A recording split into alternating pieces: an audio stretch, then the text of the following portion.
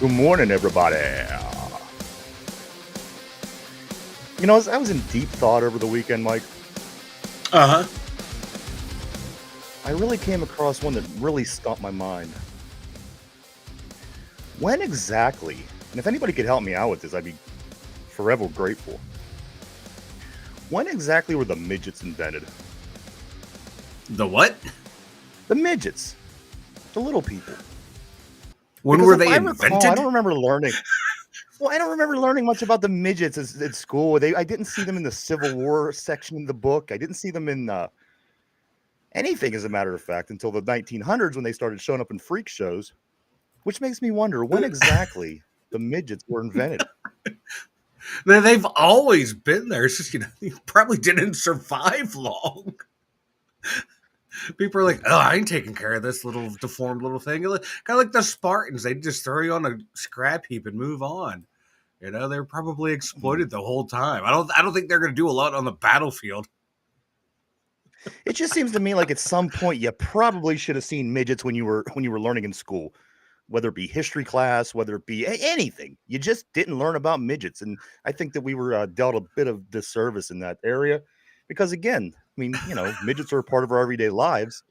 Don't you think we should have been instructed on how to handle the little people? I don't know. I just again Oh my crossed my God, you're mind over the killing. weekend. Maybe if anybody could help me with this, again, I'd be eternally grateful. But good Oh, morning, I love it. everybody. I love it. Welcome. Good morning, Ron. Welcome Good back to the morning, show. Jen on the This is board. Those are the ones I saw. episode 644 of the Two Dumb Ninjas. That's right, Mike. We're almost halfway Oh. to 1300. Probably next week we'll be sitting halfway to 1300. Good morning, Ron. Good morning, Jen. Good morning, everybody. You're right, Ron. That is a great way to open the show. Hey, you getting that anywhere And else? Are you getting that that makes anywhere sense else too. you turn on to this That morning? makes Is no, because anybody getting everyone's that anywhere deep else this diving into morning? the Steelers. We got to ease into it with You gotta midget ease into talk. it. You can't just dive right in. What are you, Uh, crazy? you, well, Zay Flowers did drop that pass. He is a midget, so He's kind of a there's a midget. connection. Our quarterback's a bit of a Yeah. midget, but he's Oh, yeah, he is. Whew. yeah, 644, everybody. Good morning. It is Victory Monday. Glad to see everybody. I'm glad to be here. I'm glad that it's Victory Monday. I got to tell you, for a team that hasn't played anybody or beating anybody, we managed to beat 5 teams that are in the playoffs right now. As of right now, if you put teams in spots, we are 5-0, Mike. 5-0 Yeah. against teams in playoff spots at the moment. In the AFC, of course, we beat the Mm-hmm. Ravens, we beat the Broncos, we beat the Falcons, we beat I don't know how many whoever that was, Mike. We beat 5 of them. I do know that. Matter of fact, the Yeah. fact of the matter is this: we are 5-0 against division or against playoff teams as we speak. A whole lot of good stuff to talk about today. I'm so glad. And that, I'm so glad we I was going to say won. real quick. Yeah, that's tied for second in the NFL, by the way. What's that? Tied for second. The 5 wins against teams with 500 or better that are in the playoffs. We're number Yes, and I think 2. we're tied with like Lions are Kansas number City 1. or something. We're tied with Lions are Kansas City. 1. The Bills and Ravens have 3. So why are we not talked about with those teams? It's just comical. We should be Let's try this again. after yesterday.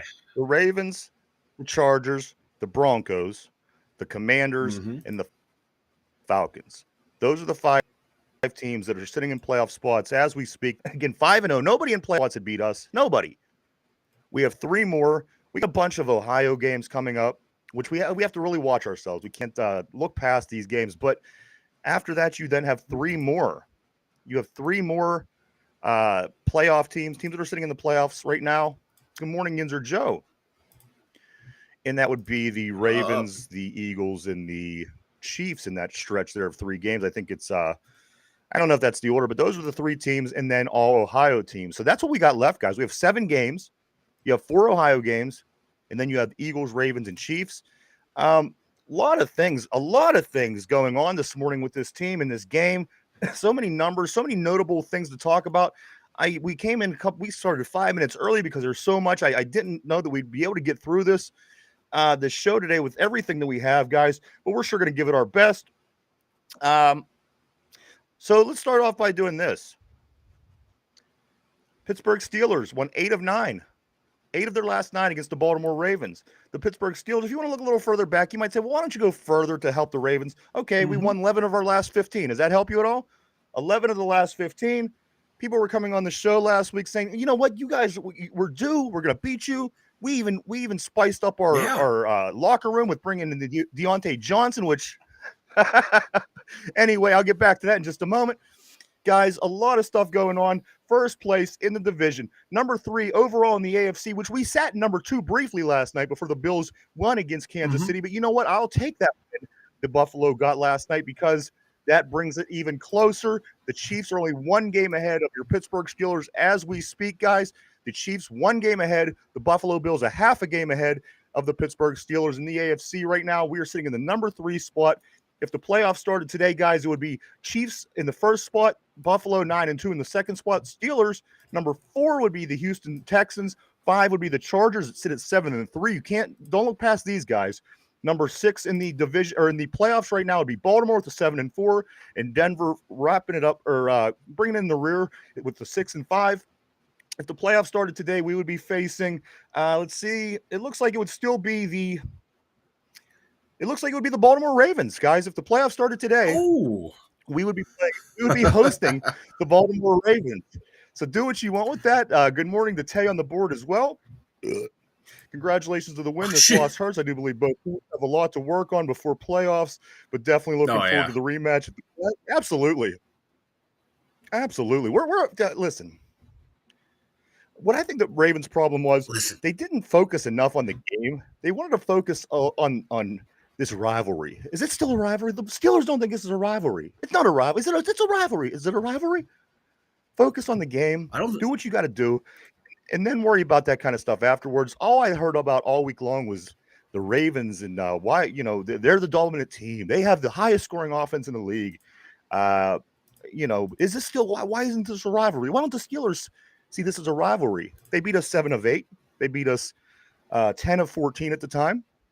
Is it still a rivalry? Focus on playing football. You didn't see the Steelers worrying about none of that. We had Patrick Queen on our side. We had Deshaun Elliott on our side. We had all these ex-Ravens. And you know how many times I heard them talking about the rivalry? None. They were preparing for football. They were prepared the whole way through the game, and they went out and executed and did what it was that you have to do to win a football game against a team like the Ravens, Mike. And mind you, the Ravens and then last week, the Commanders were the 2 highest scoring teams in the league until they ran up against the Pittsburgh Steelers. Any doubts about the Steelers defense? I think it might have been they should be eased. Not too many big plays. A couple happen here and there. That's going to happen when you go up against NFL level competition. That happens, but they limited the big plays.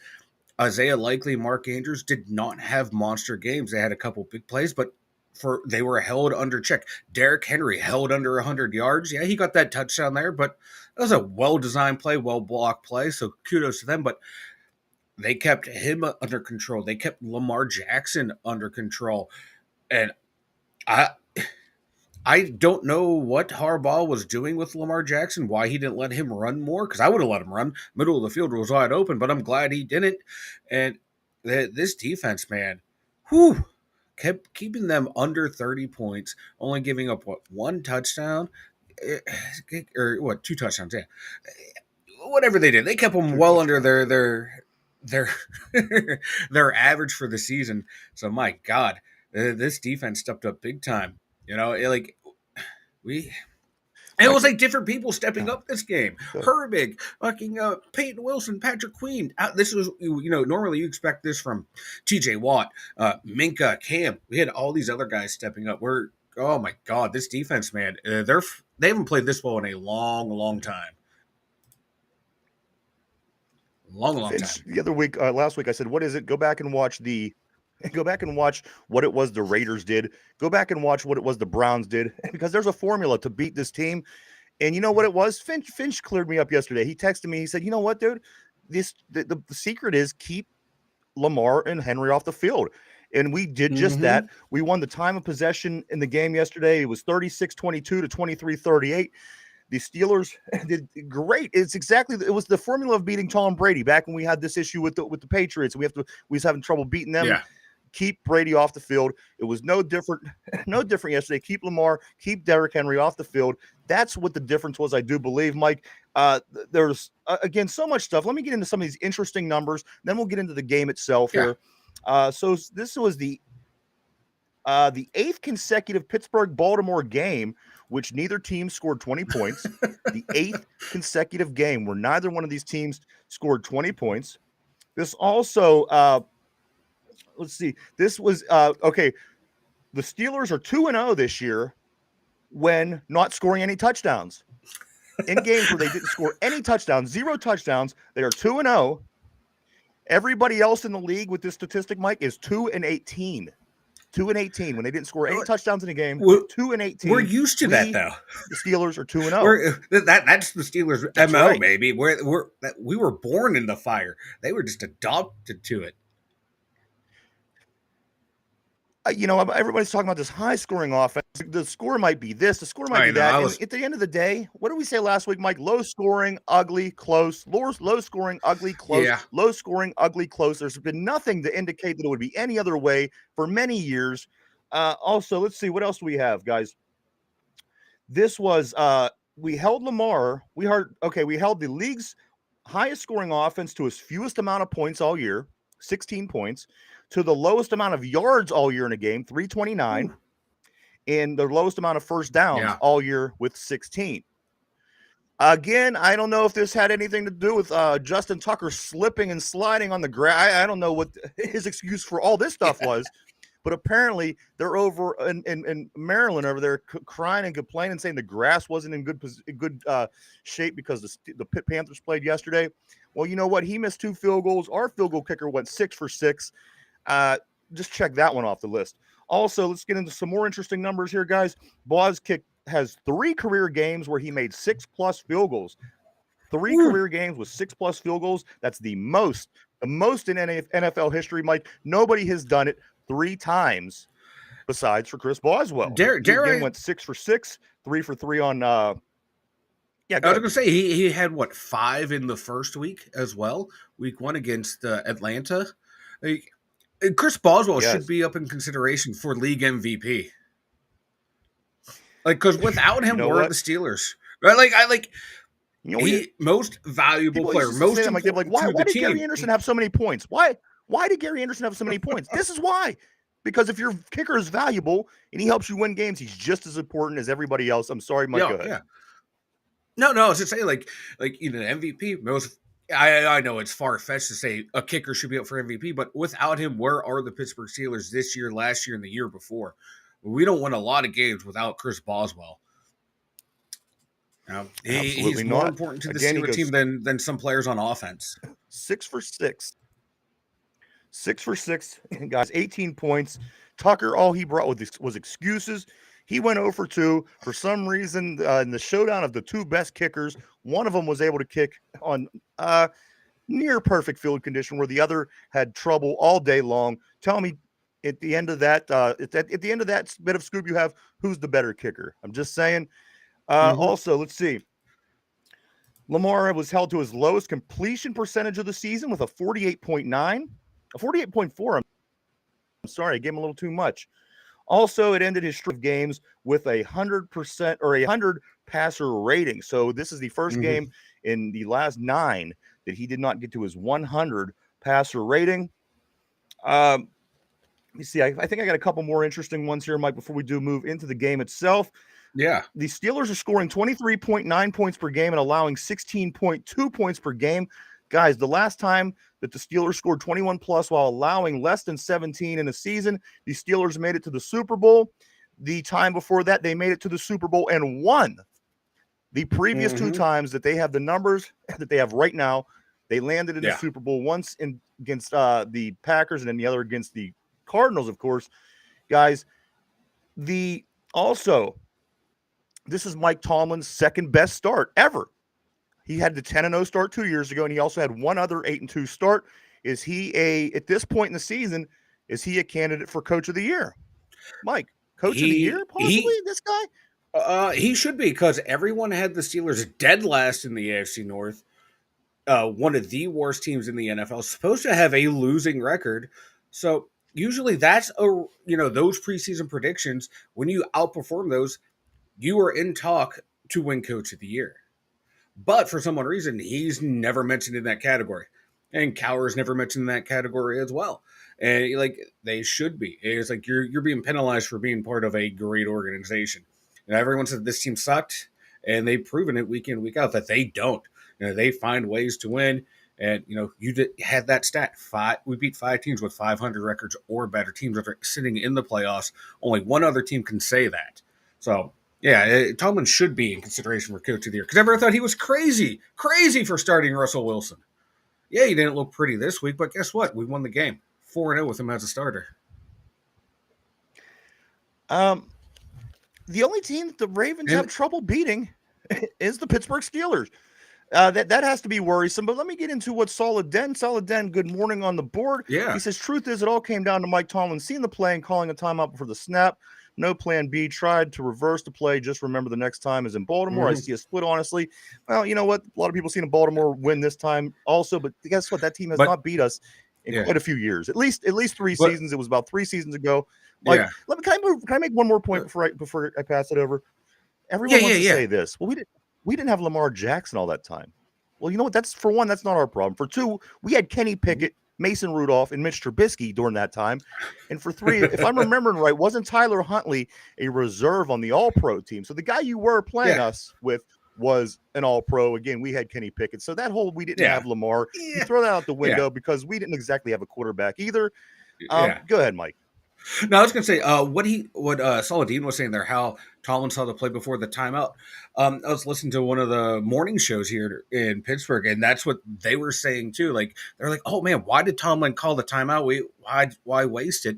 And then someone's like, "Yeah, Joey Porter, on an post game interview said, yeah, we saw the play that was."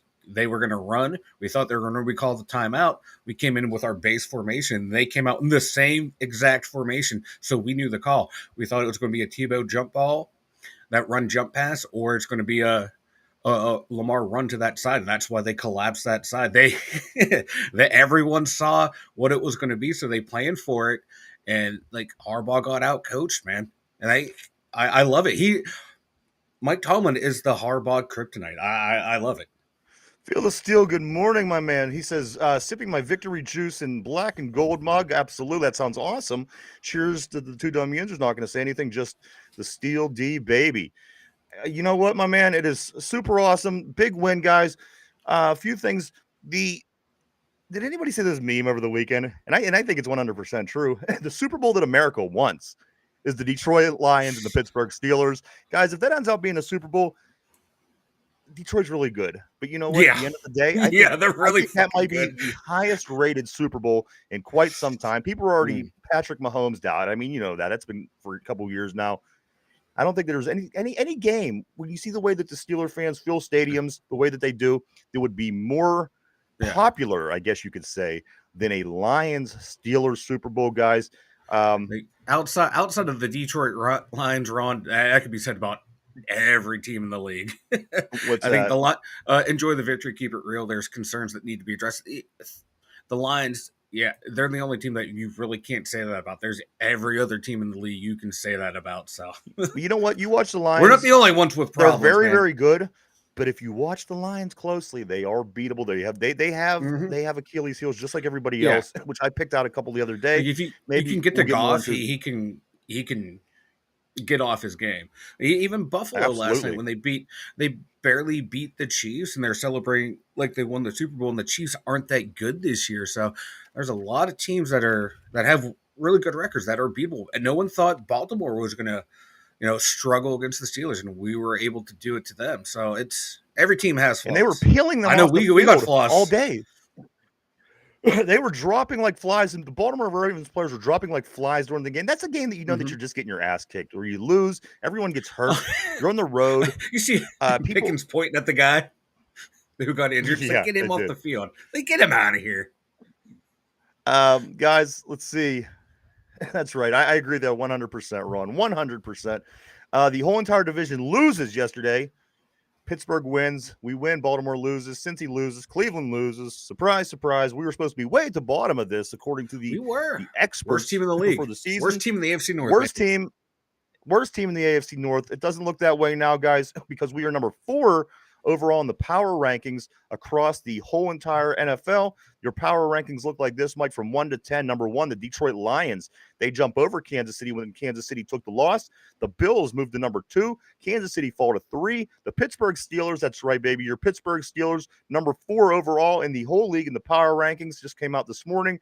Philadelphia 5, Minnesota 6, Green Bay 7, Baltimore 8, Washington 9, in the Los Angeles Chargers are number 10. Mike, I keep saying don't overlook that team. That is a team that we could be facing in the playoffs. Yeah. But you know what? Right now, we're going to keep our eyes on trying to get that week off. And, we are right in the middle of it with 7 games left, 4 against Ohio teams. And again, you have that stretch of Philadelphia, Baltimore, Kansas City. But let me tell you, you win 2 of those games, you're sitting pretty. And one other thing, you say, well, the Steelers can't beat all.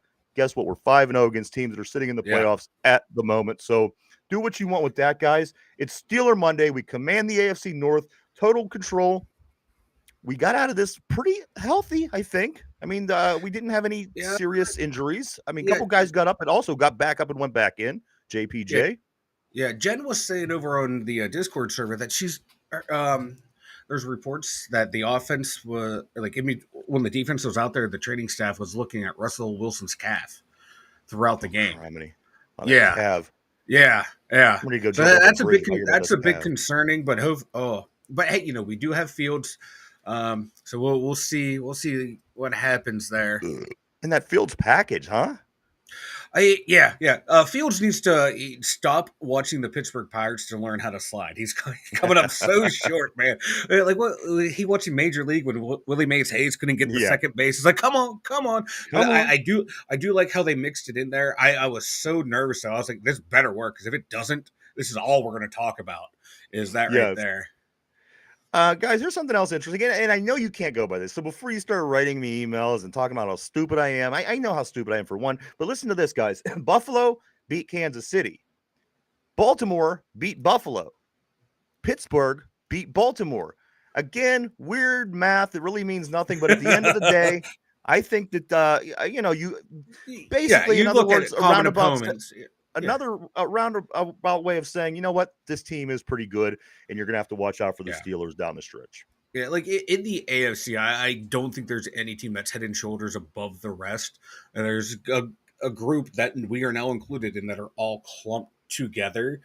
In the NFC, you got the Lions clear, far and away the best team there. So now we are in the hunt. We control our own destiny at this point. Can I cut you off real quick? Yeah. Do people ever think the reason the Lions are so good is because the NFC just isn't that great? Yeah, Green Bay is good in the division. Yeah, Minnesota. Yeah. But at the end of the day, I don't think the competition in the NFC is quite as good as the AFC. No, they're not as stacked. Like Philly's coming along strong. I want to see them. And it's hard to say, be more consistent as an 8-2 team, but the way they collapsed at the end of the last year, you're like, how good are they? Minnesota, like Sam Darnold, he's still playing well, but how can he keep it together for a whole season? But I say if Philly wins a couple more games, they're going to be in that class too. It's going to be them in the Lions. Green Bay's coming along, but they're stuck in that NFC North that is stacked. You throw out the Bears, might be the best division in the NFL right now. But I think the stronger teams right now are in the AFC. But I still say Detroit might be the best team. But overall competition-wise, we will see. Guys, also, Mike, a couple other things here. Big day by Patrick Queen. You know what? You're right. Let me stay with NFC just for a second, Mike. This is what your NFC playoffs look like at the moment. Number 1 seed is the Detroit Lions, 9-1. They have the same record as the Chiefs. Number 2 is Philadelphia. They're 8-2. Number 3 in the NFC right now, as we speak, if the playoffs started today, would be the Arizona Cardinals with a 6-4. Strong. A number 4 seed in the NFC right now is the Falcons with a 6-5, who we'd beat. Number 5 is the Vikings with an 8-2, Packers with a 7-3, and the Washington Commanders fell to the 7th spot by losing their second straight game. Not a good week against Pennsylvania teams for Washington. Not a good couple of weeks. They fall to 7-4. But they are the 7th seed as we speak right now. So That's what your playoffs look like. That's probably what you're going to see, give or take a team here or there. But again, Mike, I want to keep saying this because it's kind of important. We are 5-0 against teams that are sitting in playoff spots at the moment, with 3 more of those games coming down the road. Again, with the Eagles, Ravens, and Kansas City. If things keep going the way that they are, Mike, I don't see why the Steelers can't win 2 or 3 of those games. But that is down the road. We have got to, after today, we're going to celebrate. But after today, we got to get ready for the Browns, guys. Yeah. We're back to work Thursday night at 8:15. We travel up to Shittsville to play the Browns. We can get that win. We'll be sitting at 9-2 going into the weekend. That will give us the head-to-head tiebreaker over Buffalo because of AFC teams lost 2. We lost to 1. They lost to 2. So if we win Thursday going into the weekend, we will be, in fact, sitting in the 2 seed, only a half game behind the number 1 Kansas City Chiefs going into the weekend. So do what you want with that. Ravens fall. Guys, they are a couple games behind us now due to the head-to-head. I think they're like 1.5 behind us or 2 behind us, whatever it is. Plus the head-to-head makes it another half a game because you have to win that game back. Mm-hmm. So we got a nice little comfort zone here with Baltimore. Let's focus on getting these Ohio wins. Since he's not going to be easy, they're a terrible team, but they can put up about 1 million yards through the air. I seen this last night in their game. So that's going to be something we're going to have to concern ourselves with those particular weeks. But Mike, it's Cleveland, division games, Cleveland, maybe. First division game of the year yesterday. Also, Chicago had that as well, Mike. This is the first time it's ever been done. A team having to wait till week 11 to get a division team. Two of them had to deal with it this year. Us and the Bears. We get the win. The Bears get the loss.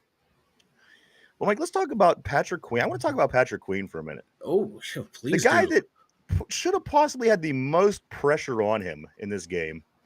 Boy, did he go out and perform. Patrick Queen goes out. It starts off with he goes out and does the coin toss as well. I thought that was a great move. I love the petty coin toss. I love the petty coin toss. I love it. I love these little psychological games we're playing now. And not only that, we did outcoach the Ravens. Whoever wants to have that argument, Mike Tomlin did outcoach, not only outsmart and outpetty him with this coin toss. Patrick Queen's big day. He had 10 total tackles, 1 tackle for a loss, 1 forced fumble, and 1 fumble recovery. What did the ex-Pittsburgh Steelers do? Oh, that's right. Deontay Johnson went 0 for 2 and has zeros clean across the board. But they were so excited, Mike. So excited that they got Deontay. They just felt, we just added to this team. It's so good. We have Likeleys and we have Flowers, and you know what? On paper, a great offense. On not paper, against us, but not in the AFC North, baby. That is not an AFC North offense. No. Lamar goes 16 for 33 for 207 yards, a touchdown and an interception. Henry, his first fumble in 538 carries. I love it. 538 carries, guys. His first fumble on the first drive for the Ravens. That's when I knew it was going to be a good game for us. I had a feeling in my gut. He had 13 runs for 65 yards. But 65 yards. I seen him have a 65-yard run before this career or in this season. You take out that one long run, he's down to 34 yards on 12 carries at 2.8 yards per carry. Yeah. Outside of that one long run, they kept him in check. And Derrick Henry's gonna get that long run, but they contained him the whole game. Isaiah, not bloody likely. He gets 4 catches for 75 yards. Zay Flowers has 2 catches, 39 yards, and he had the touchdown for them guys. Also, again, Deontay Johnson, zeros all the way across the board. Granted, the passes weren't great to him, but you know what? I just like to talk about him. I know, if Lamar throws that one early, there might have been a window for it, but I think Deshaun Elliott or Kazee, one of the safeties, was coming over top for a kill shot. And I was hoping it would have been on the money just to see a big hit. Also, Justin Tucker 1 for 3 from the field, kicking field goals. He misses 2. He has not been the same since Travis Kelce messed with his kicking tee in the playoffs. Pretty fascinating about Boswell. He had 3 50-plus yard field goals in this game. 3 of those 6 were 50-plus yards, which I think is some kind of record in itself as well. Has to be. But again, Justin Tucker 1 for 3. Mike, let me go down the game statistics. They outgained us total yards 329 to 303, and in the passing area, they outpassed us 205 to 181. It was a close one in the run game, 124 to 122. We outgained them in first downs, 18 to 16. Here's the one that I think really made a difference, guys. Total plays, 74. Baltimore, 54. Keep that offense off the field. The less you have to face them, the better off you're going to be, right? Oh, we did that. Also, Mike, penalties. We had 7 for 45 yards. They had 12 for 80 yards. That's going to hurt. They had 3 interceptions where they lost 2 fumbles and threw an interception. We had, of course, we had thrown an interception. But let's get back to ours real quick. What about that Peyton Wilson interception down the sideline? It's like it was almost a carbon copy of the one 5 years ago that Devin Bush had against almost identical. Yeah. I was like, when I saw that and everyone's commenting and saying on the radio and all over the place, like, I just hope that's the end of the similarities between Peyton Wilson and Devin Bush. Yeah, please. But no, that was like when I saw that play, I was like, oh my God, this guy caught it. That was just a great play. And then like I see Wilson running with the ball, handing it to Mink. I'm like, what the hell just happened? It was a great play. I love it, man. He stepped up big time, man. I love it. Love it. Also, Mike Williams, Mike. What went down with that? Are we gonna? I mean, okay. Listen, I understand he's only been here a week. He had a couple plays. He actually overachieved last weekend. I think. Yeah. The amount of times he was with the amount of time he was with the team, but moving forward, we're gonna see Mike Williams more, right? We have to. Right? We have to. You have to. You gave up like a 5th round pick for him. You want to see more of him out there. Like Jen said, it was like 28 snaps. Like I barely remember seeing him out there. You know, it was few and far between for him, but yeah, he needs to get more involved in the offense, and because he another big body receiver who can help stretch the field. You need him out there. Absolutely. We got to find ways to get him involved. We got to find ways to move the pocket for Russ. There's some like Ron was saying. There's stuff that needs to be worked on, and part of it's going to be that offensive passing game. The short to intermediate routes, middle of field stuff needs worked on. Deep ball's fine. I like the way we're dumping off to the backs. I like that. It's that middle of the field we still need to work on. Absolutely. Nasty Fox, good morning. On the board, they didn't run Henry once in the 4th quarter, so they didn't contain him. We need to score touchdowns if we were going to play the Bengals. Yeah, no, you're right. I mean, certainly there's going to be things that we're going to. But you know what? Outside of one long run, giving up under 3 yards to him on every other carry, I'd say that's containing him. Absolutely. If you take that one long run, he didn't run, but you know when he was in there, he was a non-factor. 31 yards on 12 carries. If in fact they take that one long run, so I think. But they were dumb. They were dumb. I would have ran them more. Just the way how porous our run defense has been, I would have ran them more. And guess what? They stopped everybody else too. They stopped everybody. It was Tracy kind of ran over us, but we won the game. Who did? Tracy for the Giants. I'm not even. No, yes. Let's keep it on the belt. Yeah, I was just saying. Okay. Somebody else might add a nice run too, but who cares, right? Yeah, right. Yeah, Yeah, I want to see Fields more going forward. I like the package that they had. Absolutely, I like that. It's good to have that in your pocket. Mm-hmm. You just never know when you're going to need your quarterback to take off. Yeah. And did you see the look on Harbaugh's face when that happened? Yeah, when they brought Fields out the second. He just looked like, oh, geez, this now again. And then I trust Fields to throw out of that situation too. And I think the team will too. I think they trust him to make that decision to where if you see a pass there, go ahead and pass for it. Absolutely. Also, Mike, what else do we got here? Mike Tom. Okay, let's talk about Broderick Jones. Is this guy going to cost us any games? He seems like he has a bit of a temper issue, doesn't he? He does. And you know what? I like it. Well, I would like it. I like it. I like it. If our quarterback got hit late, I would like it. If our running back got his head stomped on when he was on the ground, I would like it. He just gets a little too fired up, a little too easy, and I think that's going to hurt us at some point. But in the thing, though, I think the refs just kind of gave him that flag to show both teams we're not dealing with this. Because on the video that I saw, because I haven't gone back to watch the overhead film to see if he did anything, it looked like my guy was just standing there getting punched in the face, and the refs were like, no, we're just going to give you both a penalty to calm both people down. But no, I like it. I like it. I like his energy, and that's a good thing. Like Tomlin says, I want to say "whoa" instead of "sick 'em." That's just something, He's young. He'll figure it out. Mean Joe Green back in the '60s was ripping dudes' helmets off and throwing them into the stands. Jen, was that It yesterday's happens. game? Was that yesterday? And guys are saying he played 25 snaps because Yeah, I don't doubt you. I yeah. believe you 100%. I didn't see it. I got to tell you. All right, let's see a couple other things, Mike. We got to look, and I apologize, guys. Believe me, through the rest of the week, we're gonna make sure we communicate with everybody and have everybody involved. Victory Mondays are definitely tough because you get so much information to get in. Guys, the Steelers, their statistics look like this per player. Russell Wilson goes 22 for 36, 205 yards. Najee Harris goes 18 carries for 63 yards. George Pickens, 8 catches for 89 yards. Russell Wilson hit 9 different receivers, guys. 9. Yeah. And none of them were Mike Williams. Over on defense, Watt, he had 3 tackles and a sack. Lowry had a sack. Of course, Peyton Wilson's interception, one of the most amazing interceptions I've seen all season. Mm-hmm. Mike, anything that I'm missing? I think I got all the information that I wanted to get out. I had like Clam had a really good game. He's been solid. He had really 2 good pass blocks, pass defenses in key situations. He was controlling that line of scrimmage. This is what I like to see from Cam, man. I love it. I was, we're hard on Cam here because, he is, one of the better players. Getting paid a lot of money. Getting paid, and, the more money you pay, the more criticism you're going to receive.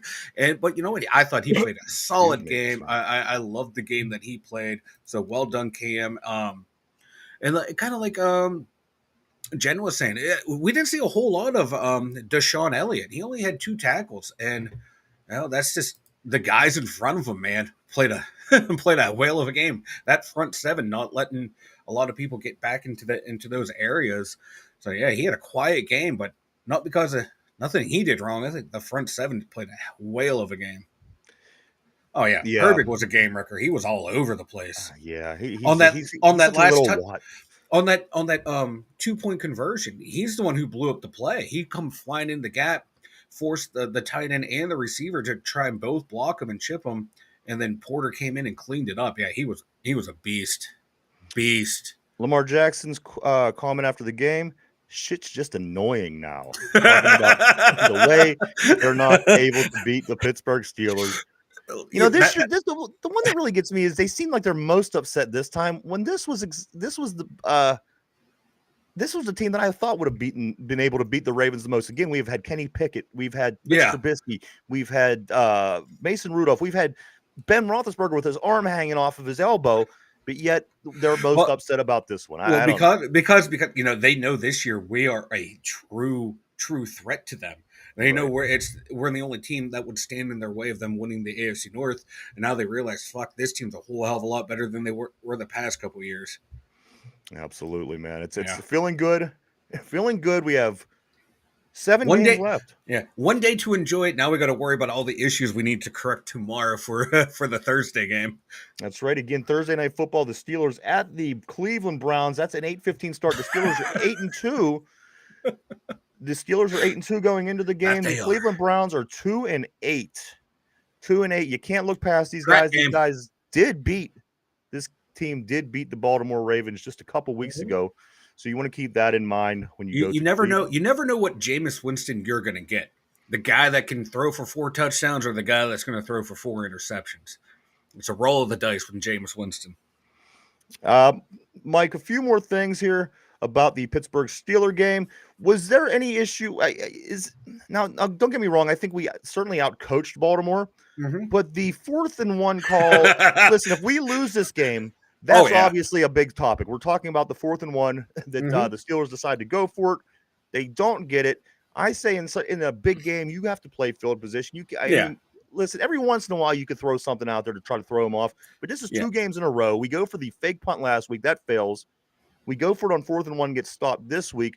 You think we had to take a couple of weeks where we don't do this? Yeah, we might not dial it back. I know at the studio, you were saying that you were a degenerate and that we should go for it, and I was No, being hold calm, on. cool, and analytical, and saying, "Why would you do such a thing in this And you situation?" obviously And make can no tell by the sense. way this conversation was going right No, now. I was like on third Mike down, loved the idea. He loved the like idea going they were before going the third for it. down play. I'm like, "Oh, we're going for it. This is 4 down territory." I I said, thought no, you punt it. there's You got to be a punt the way we ball. can get it.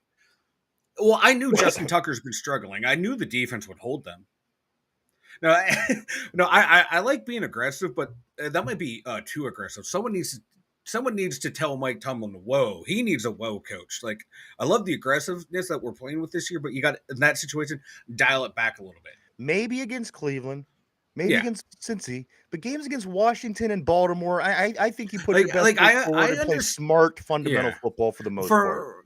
from a certain sense, I understand it because okay, we want to control the clock. We want to steal possessions, like I was saying last week, to keep their offense on the field so we can go down and get points. I understand it from there, but my God, if it fails, your defense is in a terrible, terrible situation. And I agree with you, Roger. He says Najee, Yeah. but you know what? Again, this is a division game against the Ravens.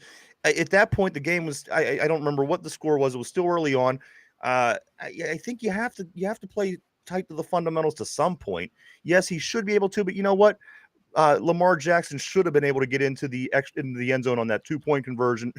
Steeler Ravens, you throw all that out the window. I just think you play field position and you make it work for you down the road. But hey, it worked anyway. We're not gonna argue about this because again, it's Victory Monday. We're in first place. We're just everybody in Pittsburgh is having a great time. I got to tell you on social media, I'm not seeing anybody that's has anything bad to say. So we're gonna run with that. We're gonna get ready for the Browns, who we have Thursday night. And again, this will put us into the number 2 spot in the conference. If they win on Thursday night, it'll tie us with Buffalo, which we have the tiebreaker because they have more conference losses, and will only be one half game, Mike, one half game. That's right, behind the number 1 seed in the league, the Kansas City Chiefs. So that can't be a bad thing. That cannot be a bad thing at all. Mike, who got your game ball? Boswell. Is that an easy one? Guys on the board, help me out. Is this an easy one? Is this Boswell, or do you guys think of anybody? Can you think of anybody else?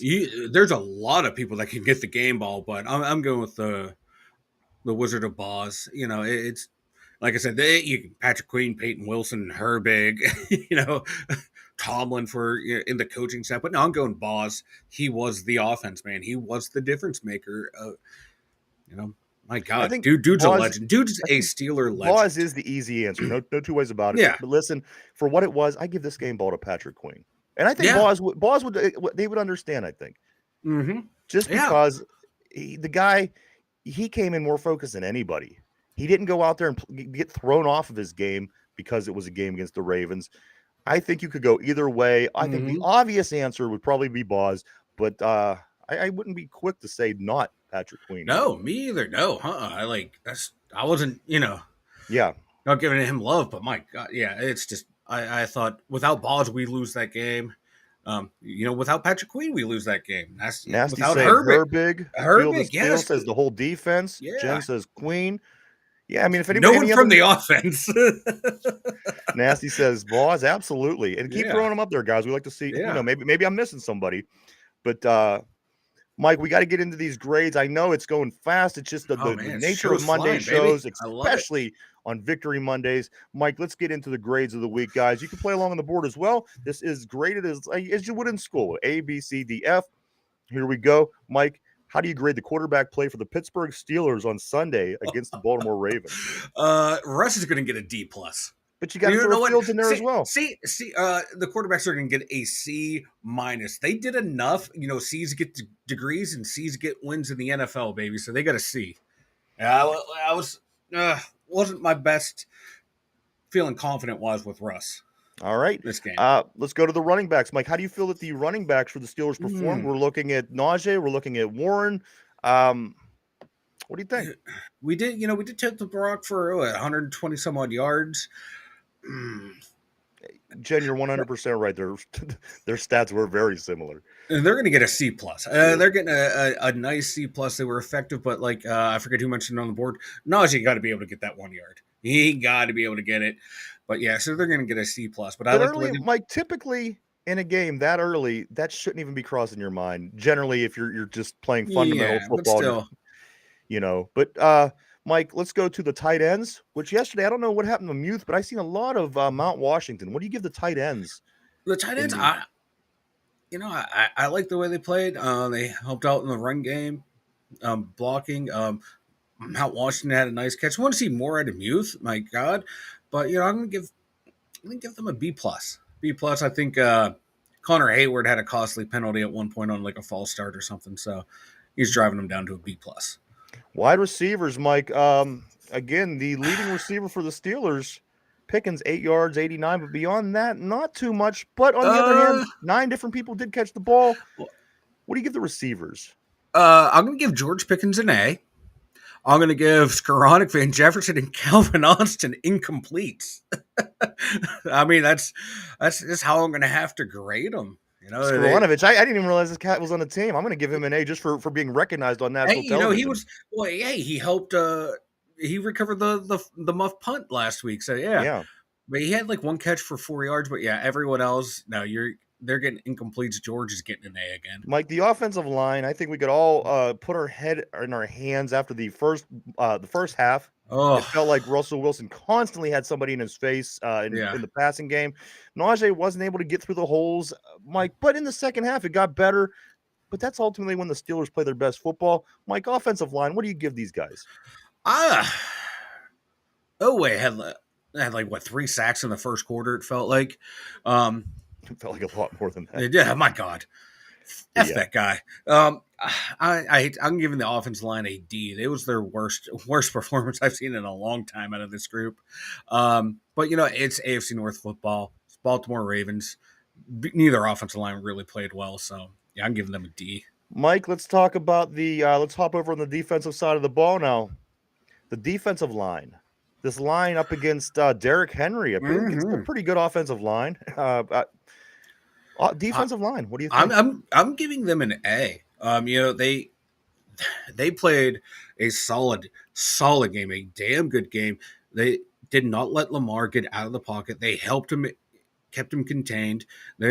When one guy would loop to the outside, someone's back there just stuck in the middle, even after the play was going on. They played complementary football during the play. I loved it, man. It was like a chess match between them and their offensive line as the play was developing. I loved it, man. They get an A from me. The linebacking core. We don't even have one of our starters. We didn't even have Alex Highsmith. But, Mike, I think Preston Smith certainly filled the void well. TJ Watt, Preston Smith, Landon Roberts, Patrick Queen, Nick Herbig, Peyton Wilson. What can you give these guys? I don't think you can give them anything less than an A.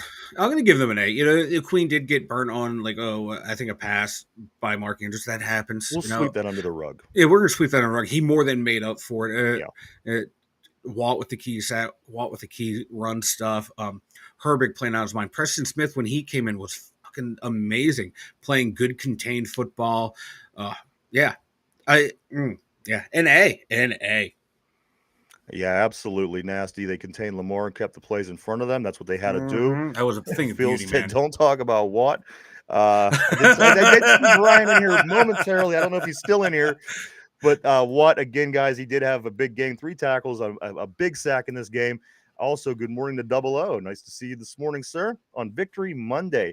Mike, let's move to the defensive backs. How did DBs play in this game? Joey Porter, the safeties, Dante Jackson, Beanie Bishop. What do you grade these guys? I'm going to give them a B. We saw some plays develop in there when safeties were involved. I'm going to give him a B. Zay Flowers had that big drop. He was wide open in a huge void in the zone coverage. So they're getting a B. There's stuff that can be cleaned up in the secondary. Coaching.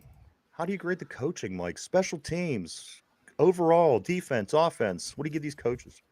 I'm going to give them an A. I wasn't really thrilled with the way some of the usage of player usage on offense. But hey, special teams, defense, overall coaching, an A. This team was ready to go. People want to say, "Oh, the team never ready to go."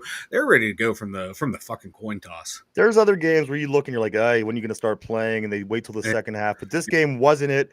They played their asses off from the very first kick of the game. Jen, we know she loves Watt out there in Wisconsin. No two ways about that. Mike, special teams. What do you grade these guys? How can you not give him an A plus? Yeah, Carlos. Well, oh my God, Waitman. He's getting lost in the shuffle with Bos's great game. He had another damn good game punting. I think even a little Austin had a nice little return at one point. Bos perfect. Coverage team was great on the kickoffs that didn't go into the end zone. They kept them short of the 30 or just a little bit outside the 30. So hell yeah. And finally, Mike, the overall performance of your Pittsburgh Steelers. What's the grade that you give these guys for their game against the Baltimore Ravens on November 17th, 2024, Sunday afternoon? What do you give these guys overall? It was a B, man. The offense kind of drug them down, but overall B plus, man. Yeah, that defense, special teams were just, we limited their long gains. Yeah, they scored touchdowns, but we held them in check, baby. Mike, 30 points a game average. We held them to 16. I'll take that. I know the Steelers is a big topic, guys. We have 10 minutes left in the show. I want to go over a couple things real quick just to touch on. We have the trivia of the day, which is the Browns trivia, because this is who the Steelers play next. But, guys, Mike Tyson drops the fight to Logan Paul in 8 rounds of decision. I got more to say about this. We'll get into later in the week because I think it was more about money by round. But we'll talk more into that as the week goes on. Mike Tyson did lose to Logan Paul. Also, Mike, the Penguins back in action. They play tomorrow against the Tampa Bay Lightning. They had won and they had lost since we've seen everybody last Friday. They lost to the Blue Jackets, but Saturday they beat the Sharks in a shootout 4-3. They'll be back at it tomorrow. They come in with a 7-10-3 record play. Tampa Bay, who comes into town with a 9-6-1. The Pitt basketball team victorious over West Virginia over the weekend. They win 86-62.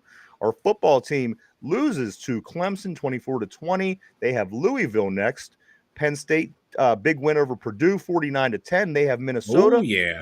Ohio State, a big win over Northwestern 31-7. They have number 5 Indiana next, which should be a pretty big game. And Baylor, they beat up on West Virginia 49-35. West Virginia plays UCF next. Finally, in high school, in our area right here in the county, the only team going to the championship game in Acrisure Stadium from my particular county is the Central Valley Warriors, which so happens to be my high school. It was Monaca at the time before the merger, but go Central Valley. They beat Elizabeth Ford 31-15. They play at Acrisure Stadium against Avonworth this Saturday. Mike, before we get into the trivia of the day, why don't you go ahead and tell everybody about the website? The2dumbyinjers.com. Head on over there. Everyone, please check it out. Remember, we got the merch server there. We got the blog, which will be updated later today, recapping the Steelers victory. And don't forget, check out the new Discord server. The link is in the chat. Check them both out, everyone. Remember, if you're new here, like and subscribe and turn on those notifications. All right, guys, this is the trivia of the day. It is always about the team that the Pittsburgh Steelers are getting ready to play. And, of course, Thursday Night Football is just a couple days away. We play the Browns, so that doesn't change, Mike. The question of the day, trivia, is a Cleveland Browns trivia question. Mike, put on your thinking cap. Everybody on the board, people at home, here we go. The Cleveland Browns and the Pittsburgh Steelers have played 50 games since the Browns' 1999 expansion team. So this isn't the original Browns. This is the new Browns, 99 Browns. The Pittsburgh Steelers and the Browns have played 50 games since then. How many wins does the Cleveland Browns have in those 50 games? Guys, take a moment to think that over. Again, the Steelers and Browns have played 50 times since the 1999 expansion Browns came out. How many Cleveland Browns wins fell in that particular time from the past 25 years, basically 99 to right now in 24? They played 50. How many Cleveland Browns wins? Take a moment to think that over. We're live right here, 11 a.m. to 12 p.m. Eastern Standard Time, every single day, Monday through Friday, right here on YouTube. All right, guys. So the question of the day is this. The Steelers and the Browns played 50 games since the Browns' 1999 expansion season. The new Browns. How many wins does Cleveland have out of that 50 games? Fiona Steele says they beat us 19 times. The Browns have 19 wins in 50 matchups. Nasty, you're right. Ben did own their asses. At one He point, Ben remember had more wins in the Brown Stadium than the Browns. he was the most winningest quarterback in Brown Stadium. I loved it. Nasty says 2. Field says 19. Mike, one more time. The Steelers and the Browns played 50 games since the Browns' 1999 expansion season. That's 2 a year, 25 years, 50 games. How many wins does the Browns have against the Steelers out of those 50? I'm gonna say 8. You're going to say 8. And Ron's saying 6. Ron's saying 6 on the board. I'll give them just another minute in case anybody wants to answer. The Steelers and Browns played 50 games since the Browns' 1999 expansion season. How many of those 50 did the Browns win? Ron on the board says 6. Nasty says 2. Phil says 19. Mike says 8. 10. Ooh. They won 10 of 50, guys. 39, Wow. 10, and 1 is the Steelers' record against that Browns, the new Browns. 39, 10, and 1. The Browns won 10, so basically they went out 1 out of every 5. Yeah, but they did win that one playoff game. That's how they can talk about. That's all they got. That's all they got, man. That was their Super Bowl. Kind of like the Bills last night beating KC in the regular season. That was their Bills Super Bowl. They're going to hang that. They're going to raise that banner up. But listen, guys, again, we do thank everybody. Yes. Again, if you are with the show often, you know that Mondays are very, very busy. We try to get a lot of information out because a lot of things happen. But join us the rest of the week, guys. We have a lot of things coming up tomorrow. Mike, we have to go over picks. I got to say, you've only lost 1 game so far in the picks. I think Derby already called to concede. Well, we'll leave it at that. We don't want to ruin the Mars show just yet, Mike. No. We'll wait till tomorrow. We'll wait till tomorrow to ruin it. Derby might have been just a bit early in his concession speech. He does something interesting, and again, we'll go over that tomorrow. His strategy is kind of interesting. Mike, you have anything before we get ready to take off for today? Yeah, I got a couple things here. George Pickens is now the number 3 leading receiver in the NFL with 728 yards, only behind Justin Jefferson, who has 912, and Jamar Chase, who is at over 1,000 yards already. So he's an elite company right now, and this is after a very slow start. And second thing is, Boswell is on pace to have the most field goals in NFL history for a season. 44 was set by San Francisco's David Akers in 2011. There's any debate who's the best? He has 29 right now. He has 29. Yeah, he might not have the crazy leg where he's booming 60, 80, 90, 68 yards. Pirates. Yeah. They've never been more aggressive trying to complete a trade. The Pittsburgh Pirates, they've never been more aggressive trying to complete a trade than they are to get this Paul Skeens baseball card. That's right. There's a Paul Skeens baseball card that they're offering the bank for. They're willing to give you 30 years of tickets right behind home plate. They're willing to give you multiple signed Paul Skeens jerseys. They're willing to give you, like I said, this is the most aggressive I've seen the Pirates trying to make a trade in a long time. I wish they would be like this when they're trying to find a good player. They're not. Oh, by the way, you could also sit with Livy Dunn, which I think is the only thing that makes it worth it. But the Pirates just shows how sad this organization is by offering to trade the bank to get their hands on one single Paul Skeens rookie opening day card. I'm thinking it's valued. It's got to be over $1 million.